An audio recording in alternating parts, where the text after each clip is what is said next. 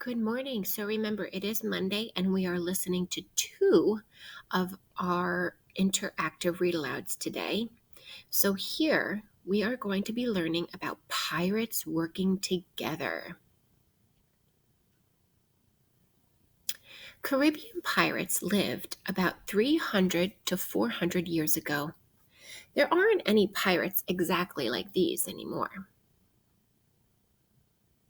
To learn more about pirates and what life was like aboard a pirate ship, let's pretend we're joining a pirate ship as a new member of the crew. Do you have any predictions about what we might see on a pirate ship? It takes a lot of work and people to keep a pirate ship afloat. Every pirate had their own job, interdependent with the other pirates on the ship.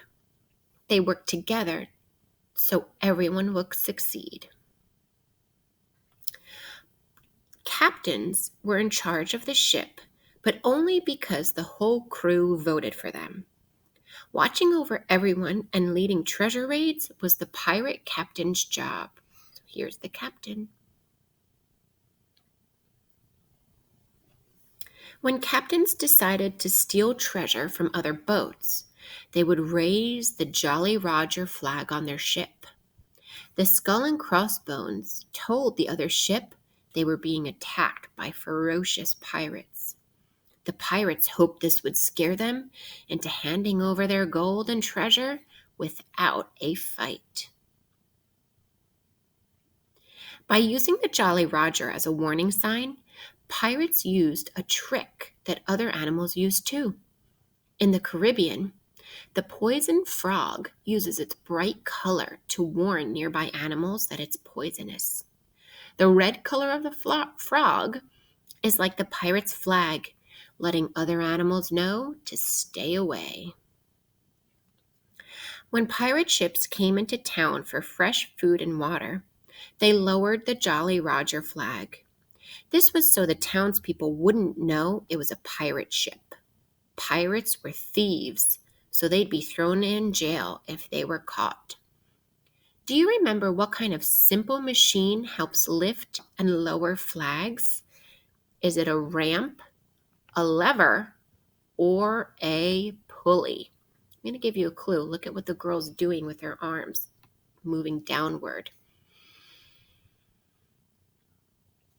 Next, there was the quartermaster. The quartermaster organized the ship and decided how to divide up the booty, which is what the pirates called their treasure. Pirate quartermasters had to be careful how they divided up the treasure. If the crew thought that they were being unfair, the quartermaster might have to walk the plank. How do you think a quartermaster should divide treasure? Should they give themselves and their friends the most? Oopsie. The quartermaster on our pretend ship decides that everyone should get the same amount of booty, except the captain, who gets a little extra because they're the leader. One for you, one for you, one for you, one for me, and two for the captain. The sailing master navigated and sailed the ship, steering the ship right and left through the Caribbean Sea. It's easy to get lost at sea, so the sailing master had to be very careful to follow the map. The cook was in charge of making food for the crew below deck in the ship's kitchen called a galley. The meals were mostly dried fish and hardtack. Fresh food doesn't last very long before going rotten or moldy. Hardtack is dry bread. As long as it stays dry, it can last for years without getting moldy. So it's good for long journeys at sea. It probably felt like biting into a rock, but pirates needed food for energy.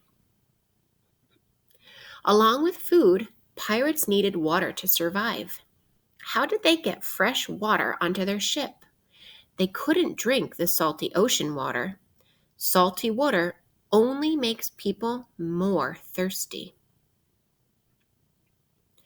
Pirates stocked up on fresh water whenever they visited island towns. They could only bring a few barrels of water aboard at a time, since water was heavy and took up space. Back at sea, they had to be careful not to waste it. What else do we use water for other than drinking?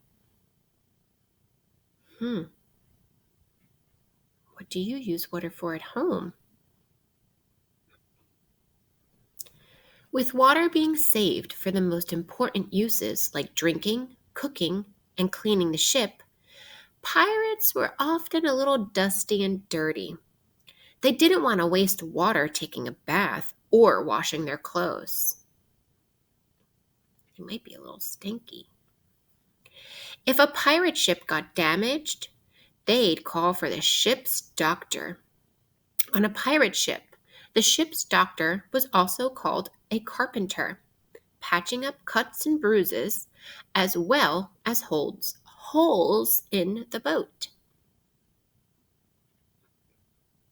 As the newest member of the crew, our job would have been to swab the decks. It was hard work scrubbing the floors of the ship, but this was how the new crew members proved they were hard workers. What did you learn about pirates? Which job would you want to have on a pirate ship? So remember, here's our glossary. Here's the booty. Remember, that's their treasure. The flag was called the Jolly Roger.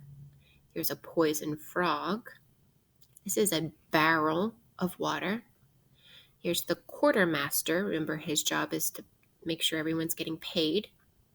The sailing master. This was the hardtack. Remember, that was the dried bread. Here they show the picture of the pirates swab the deck. So remember, that means clean the deck. And here, walk the plank. So when we meet, you can choose something from this interactive read aloud or the first one, and that's what you can write about when we meet. So remember, make sure you are listening so you're all ready with your writing paper, your sound map, and then also your whiteboard and your dry erase marker to do Jack and Annie's secret message and our word patterns. I'll see you back at our live meeting at 10:35.